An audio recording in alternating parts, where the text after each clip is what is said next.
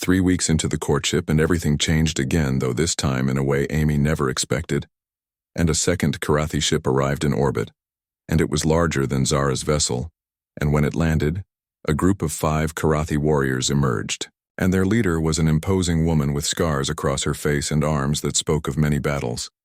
Zara's entire demeanor changed when she saw them, and her easy warmth disappeared and was replaced by rigid military bearing. And she stood straighter, and her hand moved instinctively toward her weapon, and Amy felt alarm rise in her chest. "What's wrong, and who are they?" Zara's voice was tight with tension. "That is Commander Kira, and she is the leader of my hunting pack, and she is also the one I disobeyed when I left to find you." Amy's heart sank because this sounded like trouble, and she had known that Zara had mentioned leaving her people to follow the call to her match, but she had not realized it meant defying orders. The commander approached, with her warriors flanking her, and she was even taller than Zara, and her presence was intimidating in a way that made Amy want to step back. But she held her ground, because Zara needed her support. "Huntress Zara, and you have caused quite the situation, and you left your post without authorization, and you abandoned your duties to your pack, and you have brought shame upon yourself." Zara bowed her head, but her voice was steady when she spoke. "I accept responsibility for my actions, Commander. But the call was too strong to ignore, and I have found my match, and the ancient laws state that a huntress who finds her match must be allowed to pursue the bond." Kira's silver eyes flicked to Amy, and her gaze was sharp and assessing, and Amy felt like she was being measured and found wanting. "So this is the human who has distracted you from your duty. And she does not look like much." Anger flared in Amy's chest, and she stepped forward before she could think better of it. "I did not ask to be anyone's match, and Zara came here following her people's own genetic technology. And if you have a problem with that, then maybe you should take it up with whoever designed that system." Silence fell over the group, and Zara made a small sound that might have been distress or surprise, and the commander's warriors looked shocked that a human would dare speak to their leader that way. But Kira's expression shifted, and something that might have been approval flickered across her face. "You have spirit, human, and that is good, because Zara will need a strong mate, but spirit alone does not make you worthy of one of my best hunters." Amy lifted her chin and met the commander's gaze without flinching. "Then test me, and whatever you need to. See to prove I am worthy, and I will do it." Zara grabbed Amy's arm, and her grip was gentle but urgent. "Amy, no. And you do not have to prove anything, and I will handle this." But Kira was nodding, and her scarred face showed interest. "Very well, human, and if you wish to bond with Huntress Zara, then you must prove yourself in the way of our people, and you must face the trial of worthiness." The station commander had arrived with several security personnel, and he pushed his way to the front. "Now wait, just a minute, and you cannot force Amy to undergo some alien trial, and she is under our protection." Kira looked at him with barely concealed disdain. "One is forcing her, and she volunteered, but if she refuses, then Zara must return with us, and the bond will be forbidden, because we cannot allow our hunters to mate with those who are unworthy." Amy felt Zara tense beside her, and she saw the pain in the warrior's silver eyes, and she knew what this meant. And Zara would have to choose between her duty and her match, and Amy could not let that happen. "I will take your trial and tell me what I need to do." Zara turned to her, and desperation filled her voice. "The trial is dangerous, Amy, and it is designed to test Karathi warriors, not humans, and you could be seriously hurt." Amy took Zara's hands in hers and squeezed them gently. "Then you will teach me what I need to know, and we have time before the trial." "Right, Commander?" "Kira." The commander nodded slowly. "You have 3 days to prepare, and the trial will take place at dawn on the 4th day, and if you succeed, you will be recognized as worthy. And if you fail, then Zara returns with us, and the bond is dissolved." The next 3 days were the most intense of Amy's life, and Zara threw herself into training Amy with desperate focus, and the warrior taught her how to fight and how to move and how to think like a Karathi hunter. And Amy absorbed everything like her life depended on it, because, in a way, it did. Zara explained that the trial would test strength and intelligence and courage, and that Amy would face challenges designed for warriors who had trained their entire lives. And the odds were not in Amy's favor. But Zara refused to give up hope. Lauren and the other researchers helped in their own ways, and they brought Amy high-protein meals, and they created energy supplements, and they researched everything they could find about Karathi physiology and culture, looking for any advantage at night when Amy was too exhausted to train anymore. And Zara would hold her and tell her stories of successful trials, and she would describe the bonding ceremony that would follow if Amy succeeded, and she would whisper promises of the life they would build together. Amy had never wanted anything as much as she wanted this, and not just for herself, but for Zara, who had crossed the stars to find her, and who believed in her, even when the odds seemed impossible. On the morning of the fourth day, Amy stood before Commander Kira and the assembled Karathi warriors, and behind her, she felt the presence of the entire research station because everyone had come to watch, and she wore the armor that Zara had given her, and she carried the blade that had been Zara's first gift. The trial began with a test of strength, and Amy had to climb a sheer cliff face without equipment, while Karathi warriors threw obstacles from above, and her arms burned and her fingers bled. But she thought of Zara waiting at the top, and she kept climbing, and when she reached the summit, the warriors nodded with grudging respect. The second test was intelligence, and she was placed in a room filled with Karathi technology and given a problem to solve, and the interface was in a language she did not know, and the concepts were alien. But Amy was a scientist, and she understood patterns and logic, and she worked through the problem methodically until the solution appeared, and the door opened. The third test was courage, and this was the one Amy feared most because she was led into an arena where she would face a Karathi warrior in combat, and it was not meant to be a fight to the death, but she had to prove she would not back down even against impossible odds. The warrior who entered the arena was massive and scarred and experienced, and Amy knew she could not win in a straight fight. But Zara had taught her that courage was not the absence of fear, but the willingness to face it, and Amy raised her blade and charged.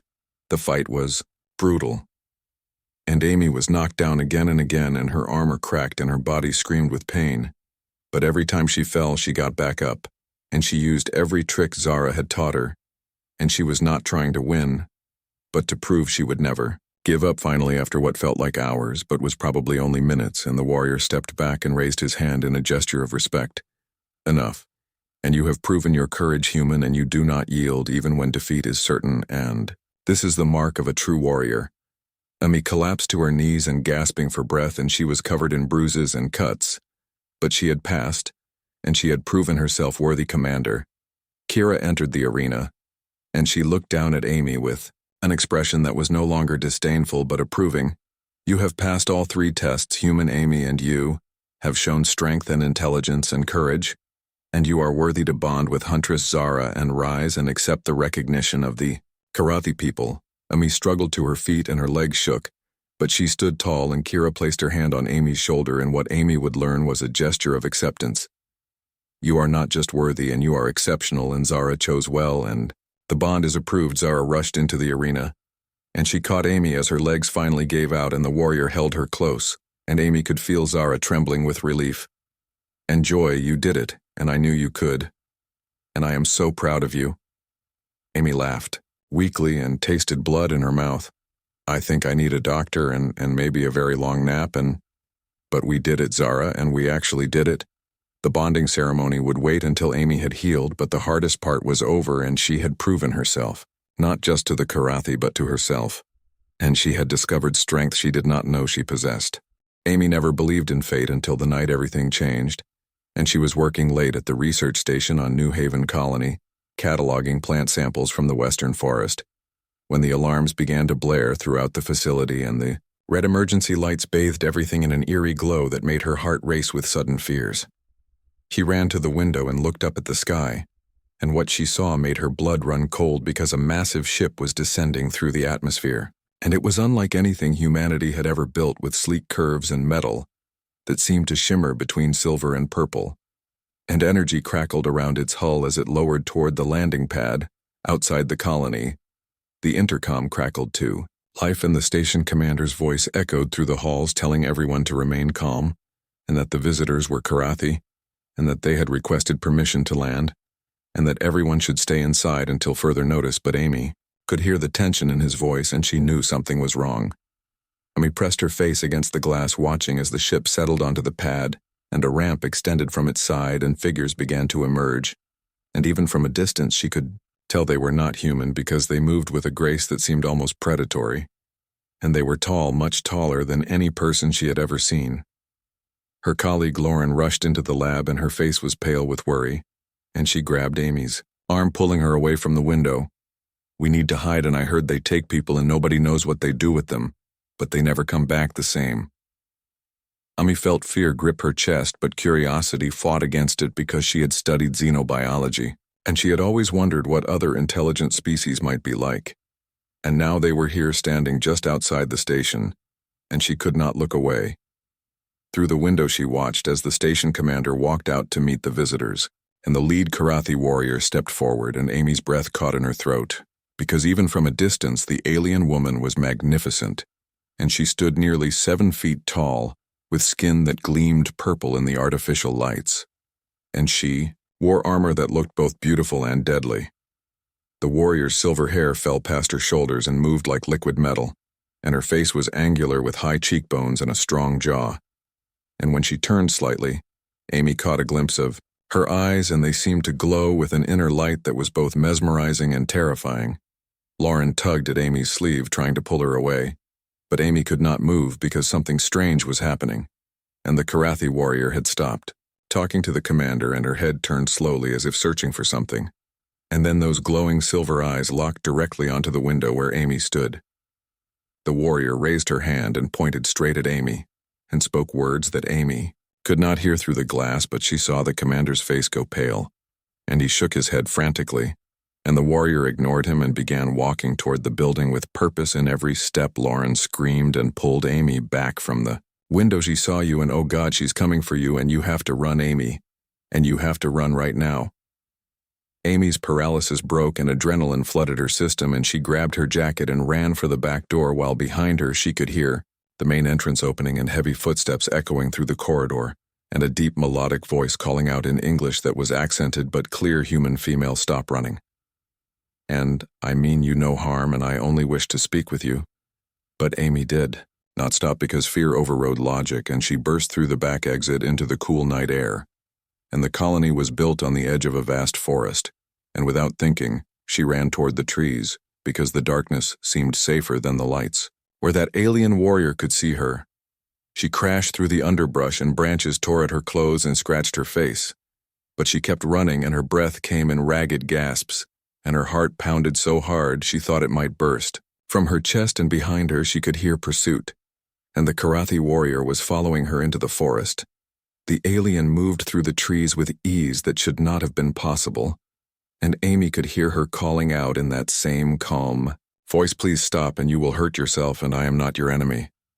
Me risked a glance back and saw the warrior's form moving between the trees, and she was not running but gliding through the forest as if the darkness was no obstacle at all, and the distance between them was closing despite Amy's desperate sprint. Amy's foot caught on a root, and she stumbled, but caught herself against a tree, and she kept moving though her legs were burning and her lungs screamed for air and tears streamed down her face from fear and exertion, and she did not know where she was going, only that she had to get away.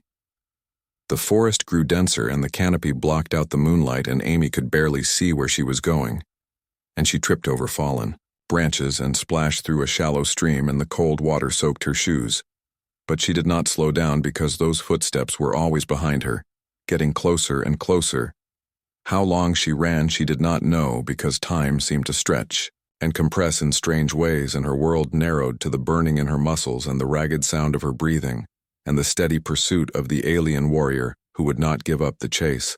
Finally her body could take no more, and her legs gave out, and she fell hard onto the forest floor, and pain shot through her ankle. And she tried to crawl forward, but she knew it was over, and the footsteps stopped behind her, and Amy rolled onto her back, looking up at her pursuer. The Karathi warrior stood above her, silhouetted against the stars, visible through a gap in the trees, and she was breathing normally as if the chase had not affected her at all. And slowly she knelt down beside Amy, and in the faint starlight, Amy could finally see her clearly. The warrior's face was beautiful in an alien way, and her features were sharp and elegant, and her silver eyes seemed to glow with their own light, and they looked down at Amy with an expression that was not threatening, but something else entirely, and something that almost looked like wonder. The warrior reached out slowly, And Amy flinched, but the alien just gently brushed a leaf from Amy's hair, and when she spoke, her voice was soft. My name is Zara, and I am a huntress of the Karathi people, and I have traveled across the stars following the call in my blood, and it led me to you. Amy of Earthamy's fear was still strong, but confusion joined it, because the warrior knew her name and she had called her journey something strange and a call in her blood, and none of this made sense. How do you know my name, and why were you chasing me? Zara sat back on her heels, and her posture was open and non-threatening. My people have ancient technology in our blood, and it awakens when we reach maturity, and it calls us to find our perfect match and the one who complements our soul across all the stars, and it led me here to you. And when I saw you through that window, I knew with certainty that you are my match. I shook her head because this could not be real. That's insane, and you chased me through a forest because of some genetic matchmaking. Zara's expression grew sad. I realize now that I frightened you, and this was not my intention. And among my people the chase is sacred, and it is how a huntress proves her worth to her chosen one. But I see that your people do not understand this tradition. And I should have spoken to you first, and I should have explained. But I was so overwhelmed by finally finding you after searching for so long. Amy stared at the alien warrior, and she saw sincerity in those strange silver eyes. And she saw loneliness too, as if Zara had been searching for something her entire life, and had finally found it only to have it run from her. In terror, Amy's ankle throbbed with pain, and she tried to stand but gasped as her leg buckled beneath her. And instantly Zara was there, supporting her with gentle strength. Zara caught Amy before she could fall again, and the warrior's arms were strong but surprisingly gentle. And Amy found herself pressed against armor that was warm to the touch, and she could feel the steady rhythm of Zara's heartbeat. And it was faster than a human's, but still somehow comforting in its regularity. You are injured, and I am sorry.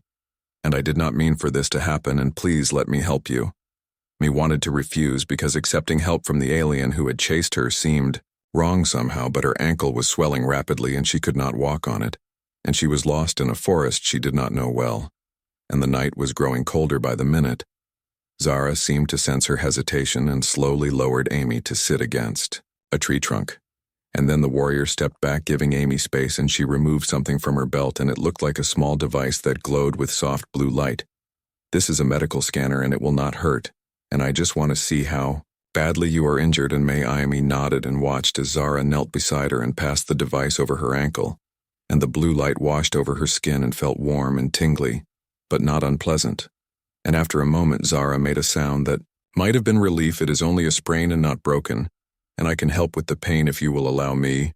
The warrior pulled out another device, and this one looked like a smooth metal band, and she held it up for Amy to see. This will reduce the swelling and ease the pain, and it is completely safe, and my people use them all the time. Amy studied Zara's face, and she saw nothing but concern there. And slowly she nodded again, and Zara carefully placed the band around Amy's ankle, and it adjusted itself automatically and almost immediately. Amy felt the throbbing pain begin to fade, and the relief was so sudden that she gasped. Zara smiled, and it transformed her face from fierce warrior to something softer and more approachable. Better, yes. Me nodded and found her voice coming out stronger than she expected. Yes, and thank you. But I still don't understand any of this, and you say your blood called you to me, but that doesn't make sense. And how can genetics work across different species? Zara settled herself on the ground across from Amy, and she sat cross-legged with her hands resting on her knees. And when she spoke, her voice took on a quality that suggested she was reciting something important. My people are very old, and we have traveled the stars for thousands of years, and long ago our scientists discovered that consciousness itself has a pattern and a frequency, and they created technology that could be integrated into our genetic code, and it searches across space for compatible consciousness patterns, and when it finds a match it calls to us, and it pulled me here to you. Me tried to process this information, and it sounded like science fiction, but she was sitting in a forest talking to an alien woman, so clearly the impossible was possible. But why, and what is the purpose of finding these matches? Zara's expression grew thoughtful, and she looked up at the stars visible through the canopy. My people were dying out, and we were becoming too isolated and too focused on war and conquest, and we were losing ourselves, and the ancient scientists believed that by finding matches across species, we would grow and change and become more than we were. And they were right. And Karathi who bond with their matches become whole in ways those who never find theirs cannot understand. Emma pulled her jacket tighter around herself, and the night was growing colder, and she shivered slightly, and immediately Zara noticed and moved closer. "You are cold in here. Take this."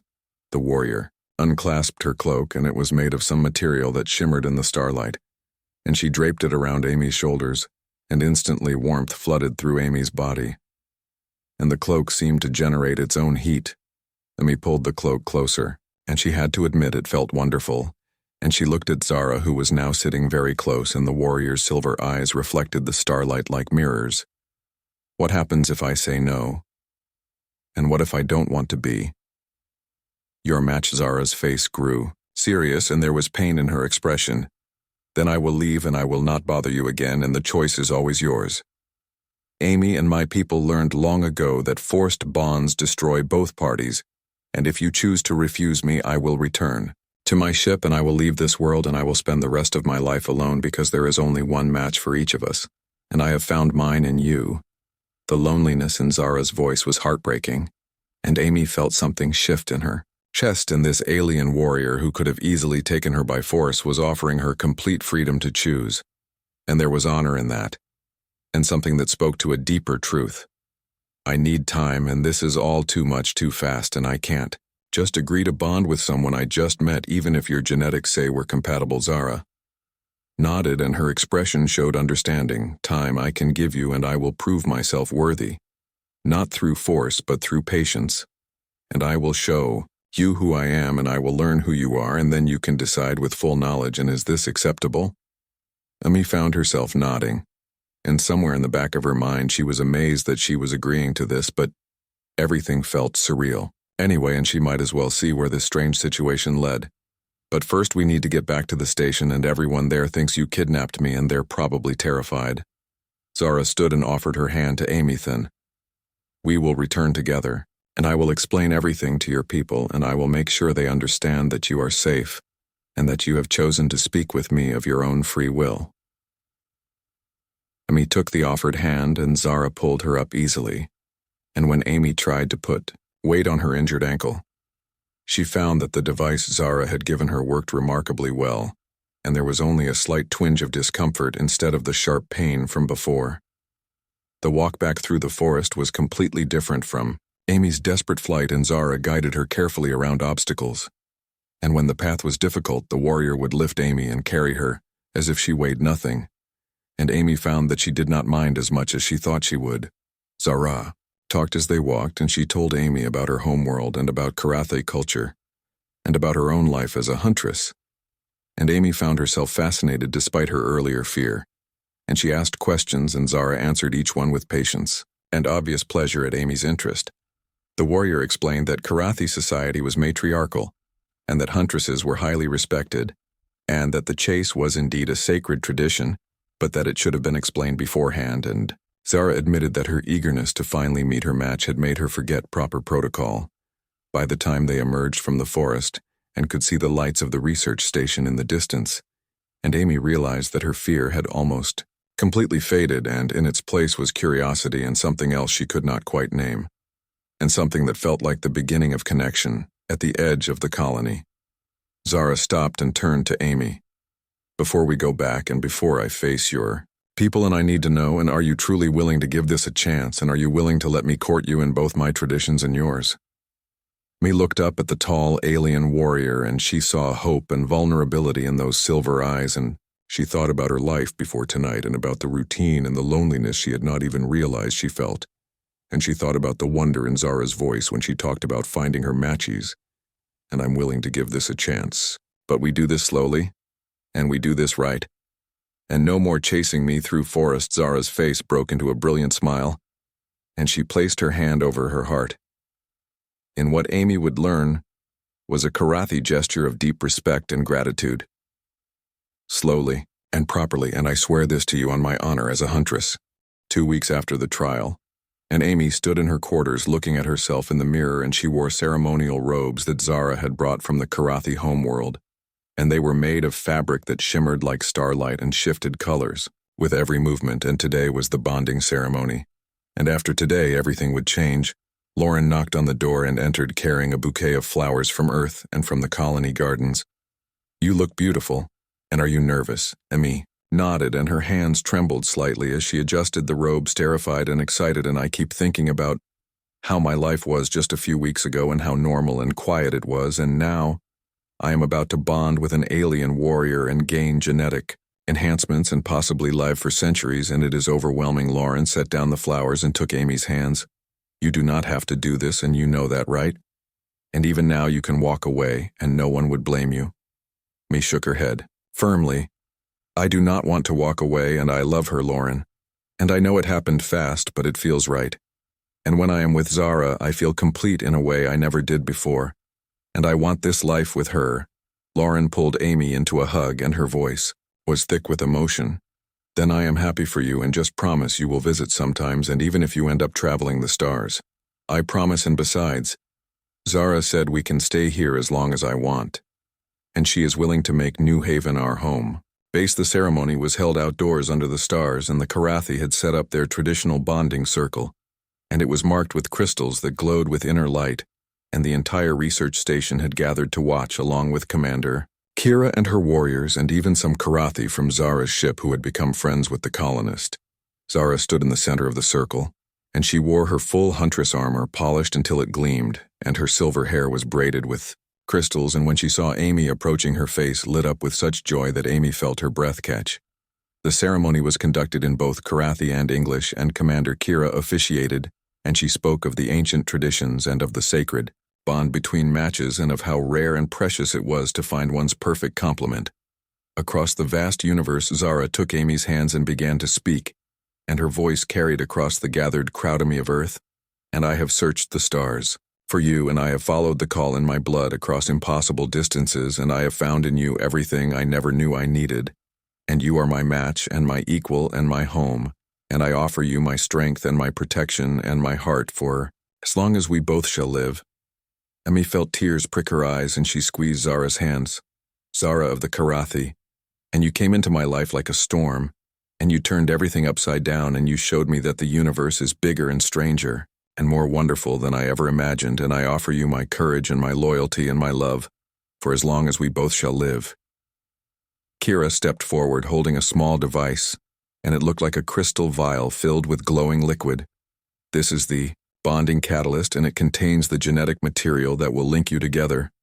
And Amy, when you accept this, your DNA will be altered, and you will gain Karathi enhancements, and you will be bound to Zara on a level deeper than marriage and deeper than any human relationship.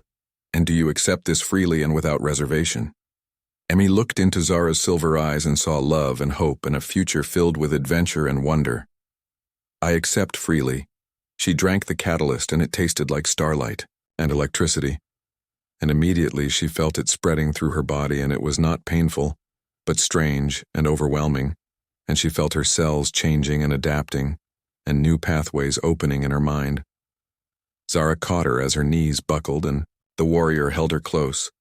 "I have you, and just breathe, and it will pass." Amy closed her eyes and focused on breathing and on Zara's steady presence. And gradually the overwhelming sensations faded into something manageable. And when she opened her eyes, everything looked different and sharper and more vivid, and she could see colors she had never perceived before. She looked at Zara and saw not just with her eyes, but with something deeper, and she could feel Zara's emotions and her love and her joy and her relief that the bonding had worked. "I can feel you," Zara smiled, and tears ran down her cheeks. "And I can feel you, and we are bound now, Amy, and truly bound, and nothing can separate us." The gathered crowd erupted in cheers, and both human and Karathi celebrated the successful bonding, and Lauren was crying and hugging anyone nearby, and even Commander Kira looked pleased. The celebration lasted late into the night, and there was food from both Earth and the Karathi homeworld, and there was music and dancing, and Amy found herself pulled into a traditional Karathi dance by Kira herself, who had softened considerably since Amy had passed the trial. "You surprised us all, human. And I thought you would fail the trial, and I thought Zara was making a mistake, but you proved me wrong, and you have the heart of a warrior." Emmy laughed and tried to keep up with the complex steps. "I was terrified the entire time, and I just did not want to let Zara down." Kira spun her expertly and grinned. "That is what makes you worthy. and not the absence of fear but the courage to face it anyway. And Zara is lucky to have you. Later, Amy and Zara slipped away from the celebration and walked to their favorite hill overlooking the colony, and above them the stars blazed, and Amy could now identify constellations she had never been able to see before, and her enhanced vision picked out details that had been invisible to her human eyes. "How do you feel?" Amy leaned against Zara and considered. "The question different and good different, but definitely different, and I can see more and hear more, and I can feel you in my mind, and it is strange but wonderful." Zara wrapped her arm around Amy's shoulders. "It will take time to adjust to all the changes, and I will help you learn to control the enhancements, and some Karathi spend years mastering all their abilities. Do you regret it? And leaving your pack and defying orders to find Mizara?" Turned to look at Amy, and her expression was serious. "I regret nothing, and you are worth everything. I gave up and everything I risked, and I would do it all again without hesitation."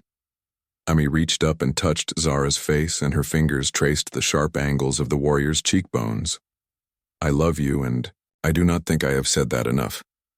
Zara caught Amy's hand and pressed a kiss to her palm. "I love you too, and more than I have words to express in any language." They sat together in comfortable silence, and Amy thought about how much her life had changed in such a short time, and a month ago she had been a simple researcher cataloging plants, and now she was bonded to an alien warrior, with genetic enhancements and a lifespan measured in centuries. The future stretched out before her, filled with possibilities she had never imagined, and Zara had already talked about showing her the crystal forests of the Karathi homeworld, and the singing mountains, and the ancient temples where the first bonding ceremonies had been held. But they would also stay on New Haven for a while, and Amy wanted to continue her research, and she wanted to help bridge the gap between humans and Karathi, and she wanted to prove that bonds between species could work and could make both sides stronger. Lauren and the other researchers had already expressed interest in learning more about Karathi culture, and some of the Karathi warriors had shown interest in human science, and Amy could see the beginning of something bigger than just her personal story. Thought about the terrified woman who had run through the forest fleeing an alien hunter, and she barely recognized herself in that memory, and she had been so afraid and so certain that Zara meant her harm. But Zara had been patient and respectful and willing to prove herself, and she had shown Amy that love could transcend species and planets and everything humanity thought they knew about relationships. The alien hunter had chased her through the night, and Amy had run in fear. But that chase had led to this moment, and to love and partnership and a future among the stars. And sometimes the most frightening moments led to the most incredible destinations. Amy smiled and pulled Zara closer, and above them the stars wheeled in their ancient patterns, and somewhere out there were other Karathi searching for their matches, and other humans who might find love in the most unexpected places. But for now and in this moment, and Amy was exactly where she belonged, and in the arms of the warrior who had crossed the universe to find her, and who would stand beside her for centuries to come. The return to the research station was tense, and before Amy and Zara even reached the main building, security personnel emerged with weapons drawn, and the station commander stood at the front with his face set in grim determination. And when he saw Amy walking beside the Karathi warrior, his expression shifted to confusion. "Are you all right? And did she hurt you? And we can protect you if you need help." May raised her hands in a calming gesture, and she was very aware of how this must look. To her colleagues, "I'm fine, Commander, and really I am. And Zara did not hurt me, and we need to talk, and all of us, because there has been a big misunderstanding." The commander did not lower his weapon, and his eyes never left Zara, who stood calmly beside Amy with her hands visible and empty of any weapons. "The Karathi are known for taking humans, and we have reports from other colonies, and people disappear and they come back changed. If they come back at all," Zara stepped forward slowly, and her voice carried across the distance with clear authority. "I understand your fear, Commander, and it is true that my people have bonded with humans before, and those who accept the bond do change because they gain access to Karathi technology and knowledge, and they gain extended lifespans and enhanced abilities, but they are not taken against their will, and every bond is chosen freely by both parties." Amy moved to stand beside Zara, and she could see Lauren and her other colleagues watching from the windows of the station, and all of them looked worried and afraid. "It's true, and Zara explained everything to me. And the Karathi have this genetic technology that helps them find compatible partners across species. And Zara's led her here to me, and she wants to court me, and I have agreed to give her a chance. The silence that followed was deafening, and Amy watched as her words sank in, and she saw disbelief and shock and concern ripple across the faces of everyone present. And finally, the commander lowered his weapon slightly. You agreed to this, and after she chased you into the forest and after you ran from her in terror. Amy felt her cheeks heat with embarrassment because he had a point. That was a misunderstanding. And among the Karathi, the chase is part of their courtship tradition, and Zara should have explained it first. But she was excited to finally find me. And she made a mistake, and she has apologized, and she has agreed to court me properly. Using both our customs, Lauren burst out of the building and ran toward Amy, and she grabbed her friend's hands and searched her face. Are you sure about this? And you don't have to do anything you don't want to do, and we will protect you. Me squeezed Lauren's hands and offered her friend a reassuring smile. I know and I appreciate that, but I am choosing this, and I want to learn more about Zara and about her people, and if it doesn't work out, then she has promised to leave. And no harm done.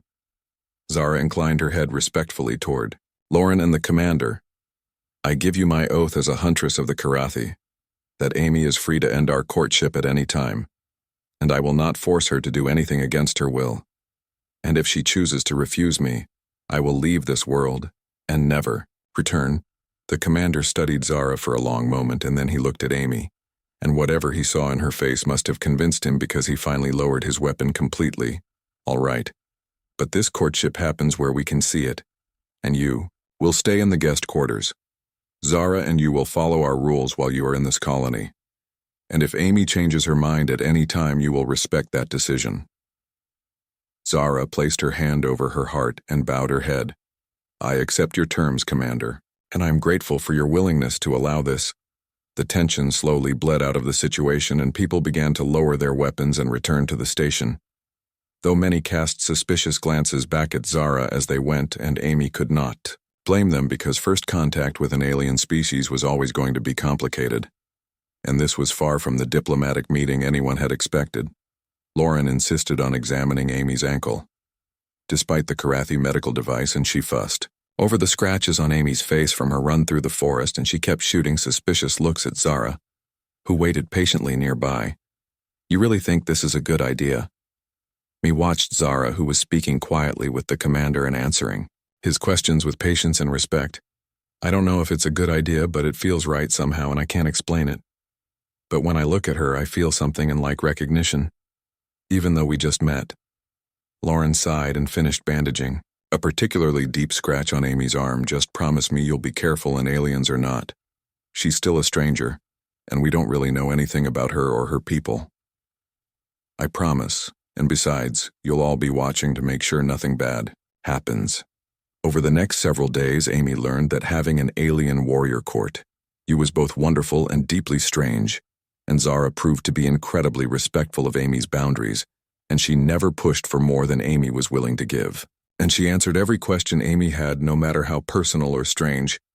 The Karathi warrior brought gifts, and the first was a weapon and a beautiful blade that shimmered with energy. And Zara explained that among her people, giving a weapon to one's intended was the highest form of respect, because it showed trust and belief in their ability to defend themselves. Mai had never held a weapon before, and she found it both terrifying and empowering, and Zara offered to teach her how to use it, and they spent hours in the training yard while the warrior showed Amy basic forms and techniques, and Amy was surprised to discover she enjoyed it. The other gifts were equally thoughtful, and Zara brought her crystals from her homeworld that hummed with energy and contained recorded memories that Amy could experience if she wanted. And she brought star charts that showed the vast territories the Karathi had explored. And she brought music that was unlike anything Amy had ever heard, with tones that seemed to vibrate in her very bones. But Zara also learned about human courtship, and she brought Amy flowers that she had gathered from the forest, and she brought chocolate that she had requested from the ship's stores, and she learned to make coffee the way Amy liked it, and she would bring it to the lab every morning with a smile that made Amy's heart do strange flips.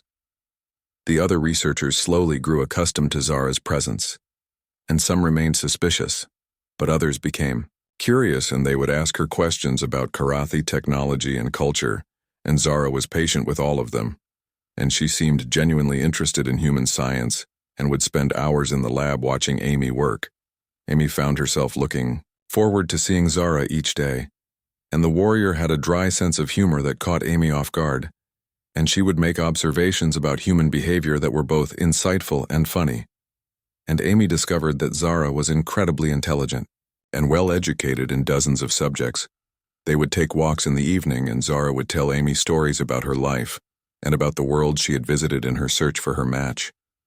And Amy would share stories about her childhood and her dreams and her fears, and slowly they built something between them that felt solid and real. One evening, they sat on a hill overlooking the colony, and the Karathi ship gleamed in the distance. And above them the stars blazed in the clear sky, and Zara pointed out her homeworld, and it was so far away that its light had taken years to reach them.